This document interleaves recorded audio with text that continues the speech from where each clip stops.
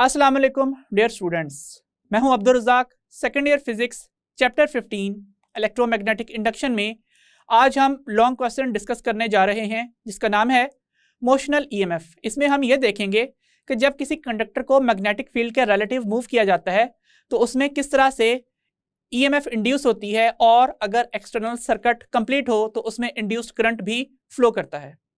सो detail discussion के लिए चलते हैं हम अपने व्हाइट बोर्ड की तरफ। Dear students, chapter number 15 electromagnetic induction में आज जो हम टॉपिक स्टार्ट करने जा रहे हैं इसका नाम है मोशनल ईएमएफ। सबसे पहले हम इसको इंट्रोड्यूस कर लेते हैं, हेडिंग लिखते हैं इंट्रोडक्शन की। इंट्रोडक्शन की हेडिंग में हम ये बात लिखेंगे कि we know that when a conductor is moved relative to the magnetic field, EMF is induced in it. It is similar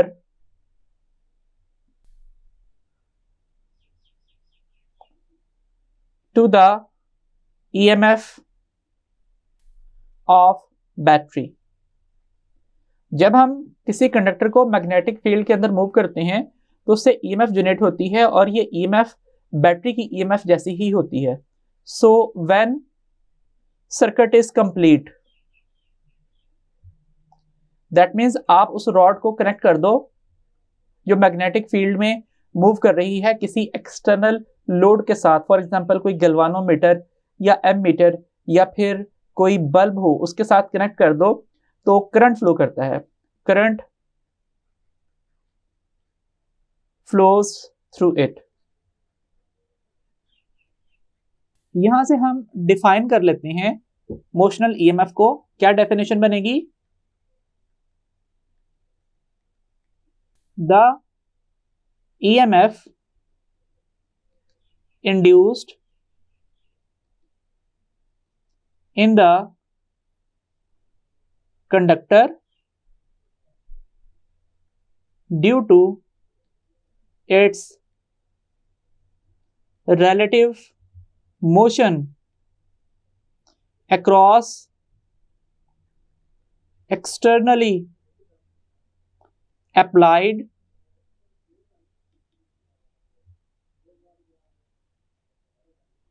magnetic field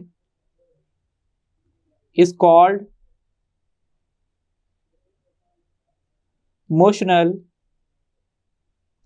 EMF. अब हम इसका एक्सप्रेशन डिराइव आउट करने जा रहे हैं। इसके लिए हम लिख लेते हैं केस स्टडी, और केस स्टडी में वही तमाम बातें लिखनी है हमने जो हम डायग्राम में ड्रॉ भी करेंगे। सो डायग्राम हम ड्रॉ करते हैं। इसमें सबसे पहले हमने क्या बनाना है? सबसे पहले हमने मेटालिक रेल्स का एक सेट बनाना है इस तरह से।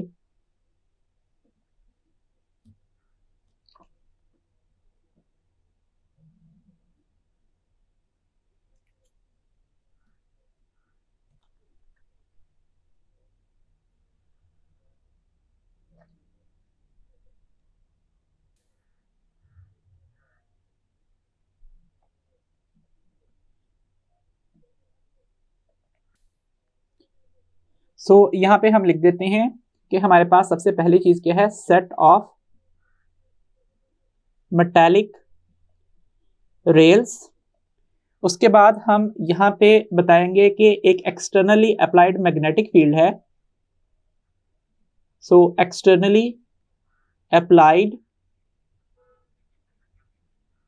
Magnetic field of strength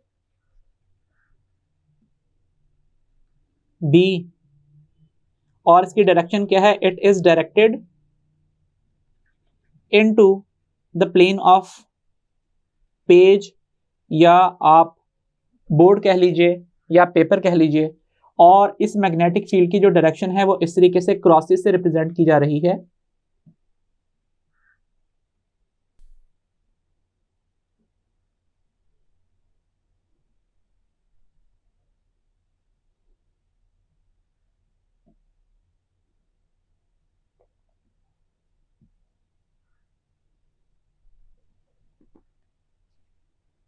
so magnetic field को हम बी से रिप्रेजेंट कर लेते हैं। उसके बाद हमने क्या करना है, नेक्स्ट हमने ड्रॉ करना है अ conductor of length L that is placed perpendicular to the external magnetic field.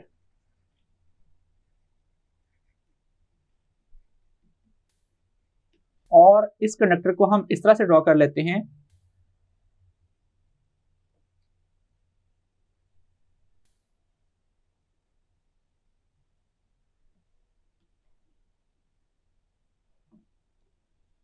ये कंडक्टर है और इसकी जो लेंथ है वो इस डॉटेड ब्लू लाइन से रिप्रेजेंट कर रहा हूं, क्योंकि सिर्फ वही लेंथ इफेक्टिव है जो कि मैग्नेटिक फील्ड के परपेंडिकुलर है और जिसमें ये कंडक्टर के अंदर करंट फ्लो कर सकता है। जिस लेंथ के अंदर सिर्फ वही ड्रॉ करनी है, बाकी जो एंड्स यहाँ पे इन मेटालिक रेल से आउटवर्ड डायरेक्शन में है हमने वो ड्रॉ नहीं करने।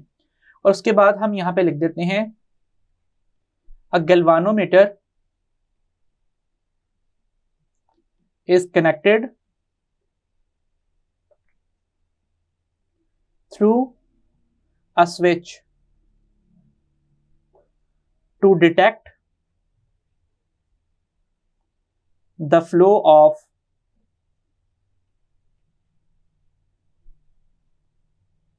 current। तो हम यहाँ पे एक गैल्वानोमीटर का कनेक्शन शो कर देते हैं इस तरह से कि लेट्स से ये वायर है और ये वायर यहाँ पे इस तरह से कनेक्टेड है और हमने इस जगह के ऊपर एक गैल्वानोमीटर कनेक्टेड रिप्रेजेंट करना है इस तरह से। और इनिशियली हमने उसका चूंकि सर्किट ऑफ रिप्रेजेंट करना है इसलिए यहाँ पे इस स्विच को ऑफ स्विच के तौर पे रिप्रेजेंट कर लेते हैं। नेक्स्ट जो टर्म हमने लिखनी है वो है कि हम क्या करते हैं, हम अप्लाई करते हैं एक एक्सटर्नल फोर्स, और इस एक्सटर्नल फोर्स की जो डायरेक्शन है वो डायरेक्शन क्या होगी, वो डायरेक्शन होगी टुवर्ड्स राइट, जिसकी वजह से ये जो रॉड है ये क्या करेगी, यूनिफॉर्म वेलोसिटी गेन कर लेगी, यूनिफॉर्म वेलोसिटी v, और इस यूनिफॉर्म वेलोसिटी की जो डायरेक्शन है वो किस तरफ होगी, वो भी राइट डायरेक्शन में होगी। हमने करना क्या है, इस रॉड के ऊपर एक्सटर्नल फोर्स अप्लाई करनी है जिसकी वजह से ये राइट डायरेक्शन में मूव करना स्टार्ट कर देगी, जैसे कि यहाँ पे मैंने मोशन रिप्रेजेंट की है। ये यहाँ पे मैं ब्लू कलर के एरो के साथ इसकी कांस्टेंट वेलोसिटी v की डायरेक्शन रिप्रेजेंट कर रहा हूँ। तो इस तरीके से हमने यह सारा केस स्टडी लिखना है और इसके बाद हमने मैथमेटिकल डिस्कशन स्टार्ट कर देनी है।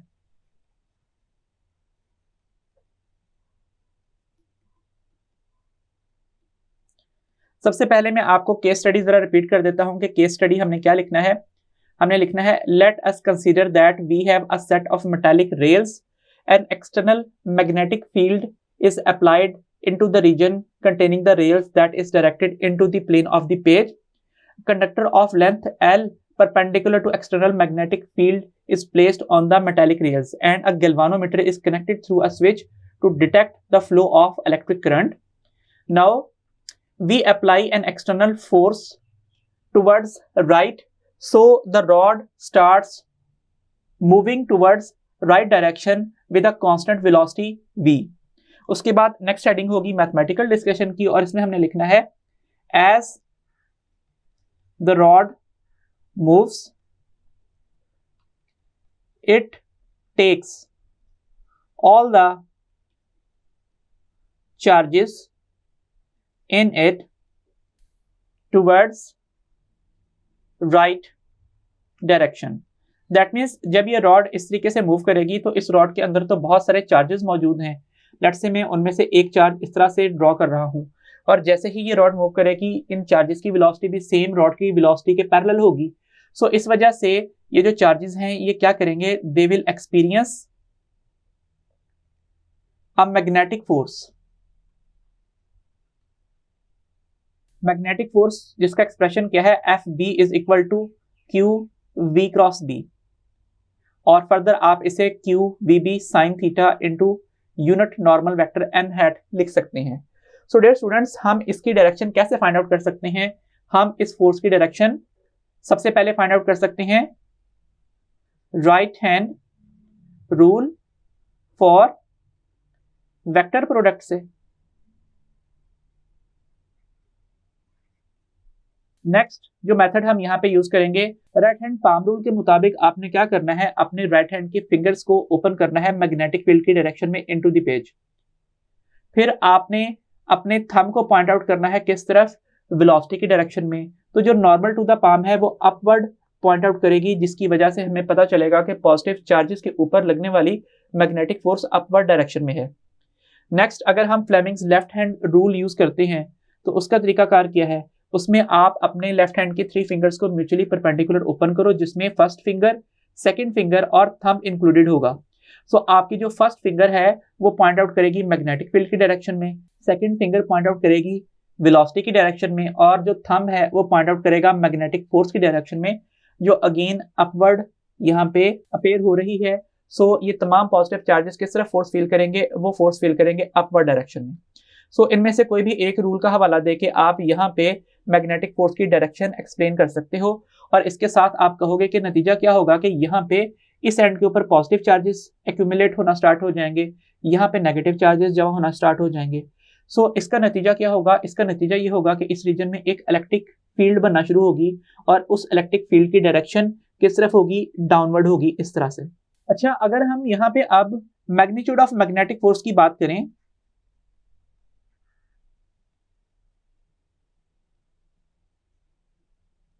तो मैग्नेटिक फोर्स का मैग्नीट्यूड किस तरह से लिखा जाएगा, वो लिखा जाएगा F B is equal to Q V B sine theta, और हमने यहाँ पे वेलोसिटी और मैग्नेटिक फील्ड में जो एंगल है वो डेलिबरेटली 90 डिग्री सेट किया है। दैट मीन्स वेलोसिटी परपेंडिकुलर है मैग्नेटिक फील्ड के। सो साइन थीटा जो साइन 90 डिग्री बनेगा वो किसके इक्वल आ जाएगा, वो आ जाएगा 1 के इक्वल, और मैग्नेटिक फोर्स का एक्सप्रेशन बन जाएगा Q V B.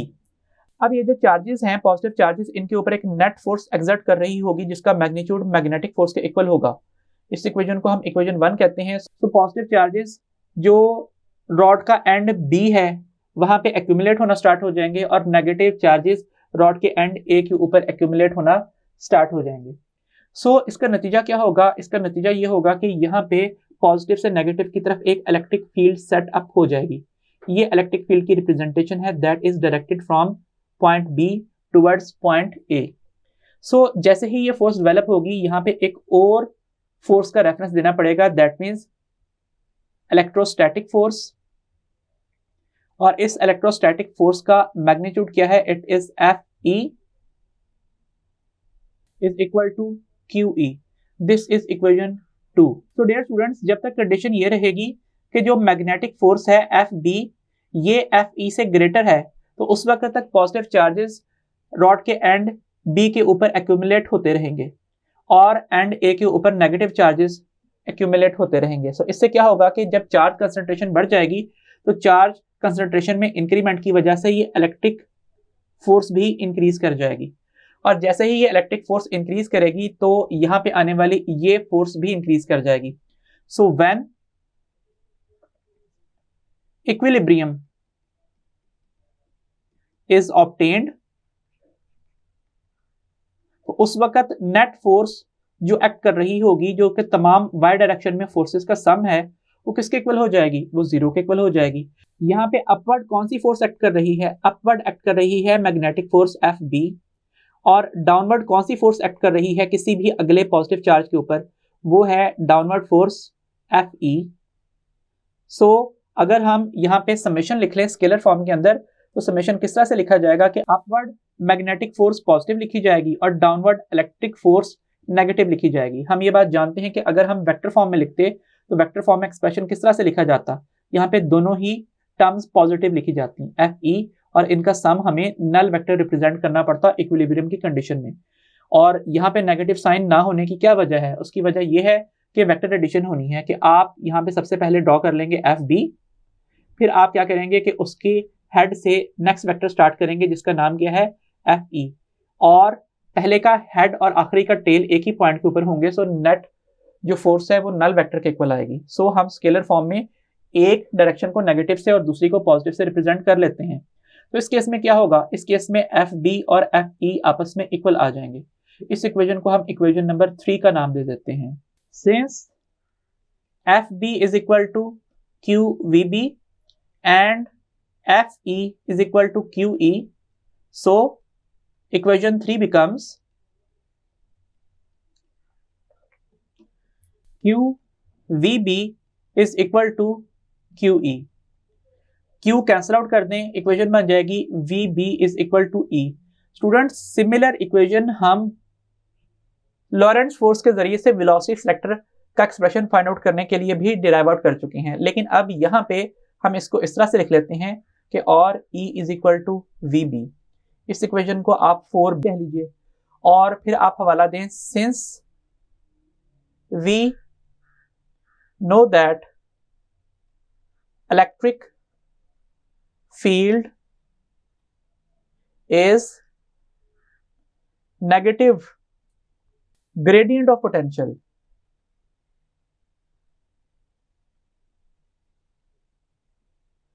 i.e. electric field is equal to minus delta V over delta R.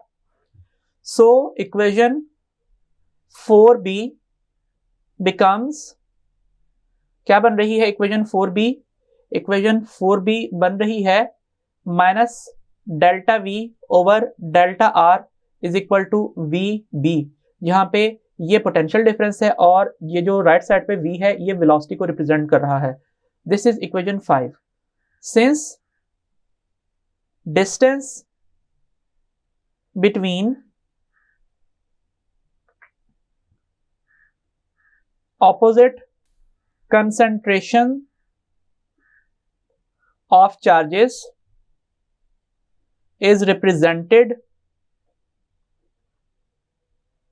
by L, so delta R is equal to L। That means हमने जो यहाँ पे डायग्राम ड्रॉ की है इसमें जो पॉजिटिव चार्जेस हैं वो इस तरीके से इस पूरी रॉड के ऊपर एक्यूमुलेट हो जाएंगे इस तरह से, और जो लोअर रॉड है उसके ऊपर नेगेटिव चार्जेस एक्यूमुलेट हो जाएंगे, और इन चार्जेस के दरमियान में हमने जो सेपरेशन दी है उसे हम L से डिनोट कर चुके हैं। सो इस वजह से हम डेल्टा R की जगह पे L लिख लेते हैं। सो इक्वेशन 5 क्या बन जाती है? So equation 5 becomes minus delta V over L is equal to VB, और minus delta V is equal to VBL, और delta V is equal to minus VBL। This is equation 6। The potential difference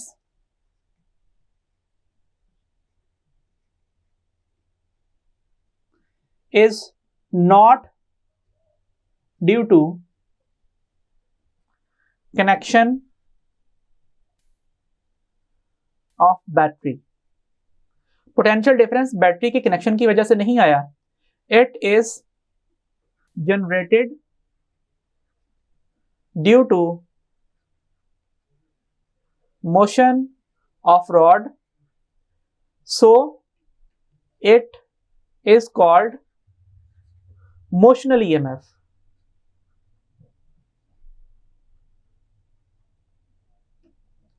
It is represented by, किस symbol से represent करते हैं हम इसे? हम इस तरह से E लिखते हैं। इंड्यूस्ड EMF के लिए ये सिंबल यूज होता है, जबकि चैप्टर 13 में हम बैटरी की EMF के लिए इस तरह से E लिख चुके हैं, लेकिन अब हमने इस तरह से नहीं लिखना क्योंकि ये इंड्यूस्ड EMF है, उसके लिए बुक ने डिफरेंट सिंबल यूज किया है। सो ये जो डायग्राम हमने ड्रॉ की है इसमें रॉड्स जो कि पॉइंट बी और ए के साथ कनेक्टेड हैं उनके दरमियान में पोटेंशियल डिफरेंस मेंटेन हो जाता है, यहाँ पे आने वाला पोटेंशियल VB लिखा जाता है, यहाँ पे आने वाला पोटेंशियल VA लिखा जाता है, और जो पोटेंशियल डिफरेंस डेल्टा V है जो कि VB माइनस VA के इक्वल है, उसे हम इंड्यूस्ड EMF के लिए E का सिंबल दे देते हैं, जिसकी वजह से जो हमारी इक्वेशन है, इक्वेशन 6, उसमें डेल्टा V की जगह पे क्या लिख दिया जाता है? E लिख दिया जाता है। So equation 6 becomes E is equal to minus VBL. This is equation number 7. If motion of the conductor is not perpendicular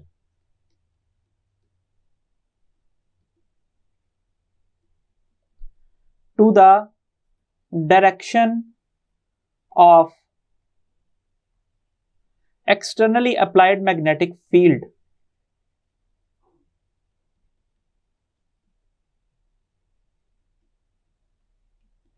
तो उस सूरत में क्या होगा? उस सूरत में हमें यहाँ पे साइन थीटा इंक्लूड करना पड़ेगा। सो लिखा जाएगा E is equal to minus VBL sine theta, जो कि इनिशियली हमने हटा लिया था क्योंकि इस केस में तो वेलोसिटी मैग्नेटिक फील्ड के परपेंडिकुलर ही है।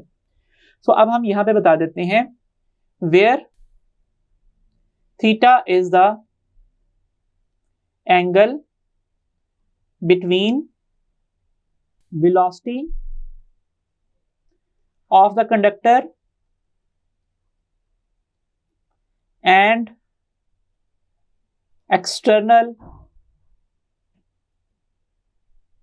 magnetic field, जिसकी वजह से हमने यहां पे साइन थीटा इंक्लूड किया है।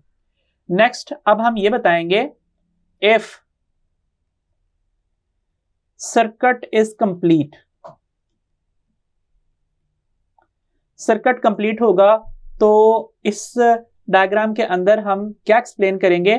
हम ये एक्सप्लेन करेंगे कि सर्किट कंप्लीट होते ही यहां से चार्जेस डाउनवर्ड फ्लो करना स्टार्ट कर देंगे और गैल्वानोमीटर करंट डिटेक्ट करेगा। सो ये direction of motion of positive charges होगी। इसके नतीजे में चूंकि यहां से पॉजिटिव चार्जेस मूव करके डाउनवर्ड एक्यूमुलेट होना स्टार्ट हो जाएंगे, सो पॉजिटिव चार्जेस और नेगेटिव चार्जेस की ऑपोजिट कंसंट्रेशन डिक्रीज कर जाने की वजह से यहाँ पे ये जो इलेक्ट्रिक फील्ड है इसकी स्ट्रेंथ भी डिक्रीज हो जाएगी।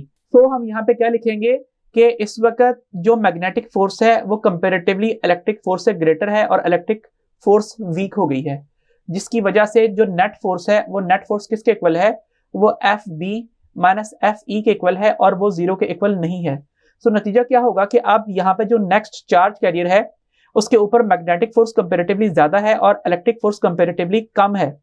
सो ये चार्ज ऊपर की तरफ जाना शुरू हो जाएगा, इसकी जगह नीचे से एक और पॉजिटिव चार्ज आ जाएगा।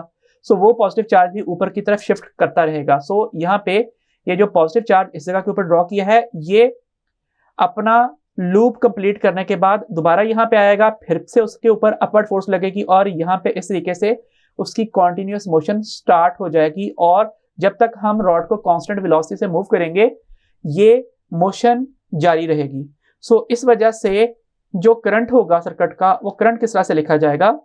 The current induced in the circuit is given by, हम ये बात जानते हैं कि ओहम्स लॉ के मुताबिक V is equal to IR होता है, और हमने इस केस में पोटेंशियल डिफरेंस को इंड्यूस्ड EMF की वजह से E लिखा है। सो I क्या बन जाएगा? वो बन जाएगा E ओवर R। सो यहाँ पे लिख लेते हैं कि I is equal to EMF over R। इस इक्वेशन को हम क्या नाम देंगे? प्रीवियस इक्वेशन है इक्वेशन 8, इस इक्वेशन को हम इक्वेशन 9 का नाम दे देते हैं और लिखते हैं substituting the expression for induced EMF E from equation 8 in equation 9। क्या एक्सप्रेशन बन जाएगा? एक्सप्रेशन बन जाएगा I is equal to minus VBL over R into sin theta। ये है इक्वेशन 10 और ये इंड्यूस्ड करंट की इक्वेशन है। सो डियर स्टूडेंट, जैसे कि हम पहले भी बात कर चुके हैं कि जो इंड्यूस्ड EMF है, induced EMF resistance of circuit के ऊपर डिपेंड नहीं करती। इंड्यूस्ड ईएमएफ मोशनल ईएमएफ के केस में velocity of conductor, magnetic field, length of conductor और sine of the angle formed between velocity and magnetic field's direction इन factors के ऊपर डिपेंड करती है। लेकिन जो इंड्यूस्ड करंट है वो इन तमाम फैक्टर्स के साथ साथ एक एडिशनल फैक्टर के ऊपर भी डिपेंड कर रहा है जिसका नाम है रेजिस्टेंस ऑफ एक्सटर्नल सर्किट। हमारे करंट केस में जो एक्सटर्नल सर्किट है वो गैल्वानोमीटर है, सो यहाँ पे रेजिस्टेंस ऑफ गैल्वानोमीटर आएगी जब हम इस सर्किट को कंप्लीट कर देंगे। अब नेक्स्ट जो हमने हेडिंग लिखनी है वो है significance of negative sign. Negative sign इन दोनों इक्वेशंस में क्या रिप्रेजेंट कर रहा है? Negative sign indicates that the direction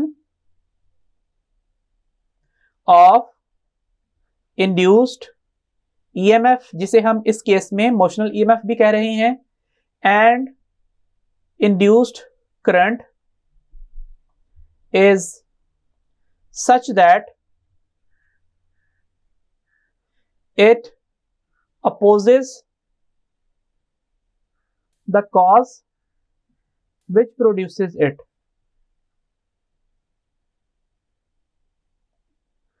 और यहां पे वो कॉज क्या है? relative motion of conductor in external magnetic field। अब हम इस टॉपिक से रिलेटेड कुछ एमसीक्यूज डिस्कस कर लेते हैं। A conductor of length 50 centimetre, so again length है, place perpendicular to 10 millitesla magnetic field. So length is 50 centimetre, that is 50 into 10⁻⁻2 metre और 0.50 मीटर। परपेंडिकुलर है मैग्नेटिक फील्ड के तो थीटा 90 डिग्री बनेगा and magnetic field is 10.0 millitesla और 10.0 into 10⁻⁻3 tesla is moved at a rate of 90 centimetre per second. तो जो units हैं centimetre per second वो वेलोसिटी के यूनिट्स हैं। सो 90 सेंटीमीटर पर सेकेंड, सेंटी की जगह पे उसकी प्रीफिक्स वैल्यू 10⁻⁻2 लिख दीजिए, ये मीटर पर सेकेंड में कन्वर्ट हो जाएगा, that means 0.90 metre per second velocity की वैल्यू है at 30 degree to the magnetic field. अब डियर स्टूडेंट्स यहाँ पे आपने एक बात का नोटिस करना है, वो ये कि जैसे यहाँ पे बात की गई है कि मैग्नेटिक फील्ड के परपेंडिकुलर क्या प्लेस्ड है? कंडक्टर प्लेस्ड है। तो जो एक्सप्रेशन हम आगे यूज करने जा रहे हैं E = VBL sin थीटा, उसमें जो थीटा है वो कंडक्टर में और मैग्नेटिक फील्ड में नहीं है, वो किसके दरमियान में है? वो वेलोसिटी और मैग्नेटिक फील्ड के दरमियान में है। इसलिए हमें यहाँ पे एंगल 90 डिग्री नहीं लिखना, बल्कि एंगल कितना लिखा जाएगा? 30 डिग्री लिखा जाएगा। सो हमने ये डेटा लिख लिया है और इसके अलावा अब हमने यहाँ पे सब्स्टिट्यूशन ही करनी है। सो चूंकि हमने इंड्यूस्ड ईएमएफ की वैल्यू फाइंड आउट करनी है, वेलोसिटी की वैल्यू कितनी है? 0.9 मीटर पर सेकेंड और मैग्नेटिक फील्ड कितनी है? इट इज 10 मिली टेस्ला और लेंथ है 50 सेंटीमीटर 0.50 मीटर और साथ साइन 30 डिग्री भी बनेगा। सो इस हिसाब से जो इंड्यूस्ड ईएमएफ का आंसर है वो क्या होगा? 0.9 इंटू 10 दैट मीन्स 9 और 9 इंटू 5 45 होता है। सो 9 इंटू 0.5 क्या होगा? वो होगा 4.5 और साथ 10 की पावर्स लिखी जाएंगी 10⁻³ और जो यूनिट है metre per second into this metre and into this tesla, वो हम प्रूव कर चुके हैं कि वो वोल्ट के इक्वल है और साइन 30 का आंसर कितना होता है? वो 1/2 होता है। इसलिए इंड्यूस्ड ईएमएफ का आंसर क्या होगा? 2.25 इंटू 10⁻³ वोल्ट्स या फिर 2.25 millivolts. That is option C. Next question है a conductive wire of 10 centimetre length. So length is 10 centimetre और 10 इंटू 10⁻² मीटर और 0.10 metre is moved at a speed of 2 meter per second. So speed given है in the direction that is making angle of 60 degree with magnetic field. That means velocity और magnetic field में angle कितना है? 60 degree और magnetic field की strength कितनी है? 300 milli Tesla. So magnetic field strength is 300 milli Tesla और 300 into minus 3 Tesla, that is equal to 0.300 Teslas. The conductor is connected to external load of 3 milliohm. So जो external resistance connected है that is 3 milliohms, that stands for 3.0 into 10 raised to power minus 3 ohms. What is the magnitude of current induced through the load? So current I find करना है, इसका expression E over R होता है और E का expression VBL sin theta होता है. तो इस तरीके से एक्सप्रेशन लिखा जाएगा. अब आपने यहाँ पे वैल्यू सब्स्टिट्यूट कर लेनी है. वेलोसिटी है 2.0 metre per second. Magnetic field is 300 into 10 raised to power minus 3 Tesla. Length is 10 centimeter. That means 0.10 metre into sin of 60 degree. और डिवीजन में रेजिस्टेंस मौजूद है, उसकी वैल्यू है 3.0 into 10 raised to power minus 3 ohms. तो सबसे पहले तो ये टर्म कैंसिल आउट होगी, फिर ये टर्म कैंसिल आउट होके यहाँ पे 100 बनाएगी. 100 को हम 0.1 से मल्टीप्लाई कर देंगे तो आंसर आ जाएगा 10. सो 10 को 2 से मल्टीप्लाई करेंगे तो 20 बन जाएगा. सो करंट इज 20 और यूनिट्स क्या हैं? मीटर स्क्वायर पर सेकंड, टेस्ला और साथ 1 over ओहम और साथ लिखा हुआ है साइन 60 डिग्री. ये टर्म्स हम जानते हैं मिलके पोटेंशियल डिफरेंस के यूनिट वोल्ट के इक्वल होती हैं. सो करंट इज 20 और यूनिट है वोल्ट और डिवीजन में क्या मौजूद है? डिवीजन में मौजूद है ohm. So divided by ohms और साइन 60 का आंसर कितना होता है? 0.866. सो वोल्ट पर ओहम को मिला के हम एम्पियर लिख सकते हैं और 20 को अगर हम 0.866 से मल्टीप्लाई करें तो क्या आंसर आएगा? डियर स्टूडेंट्स, 2 into 8 16 होता है, तो 20 into 0.8 भी 16 होगा, प्लस 20 into 0.06 क्या होता है? वो होता है 1.2. और उसके बाद नेक्स्ट टर्म 20 into 0.006 क्या होता है? वो होता है 0.12. सो इनको ऐड कर लें तो आंसर क्या आएगा?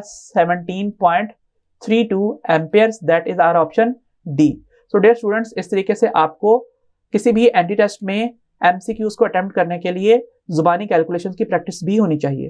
तो ये थे हमारे आज के एमसीक्यूज जिसकी मदद से हमने आज के टॉपिक को अंडरस्टैंड किया.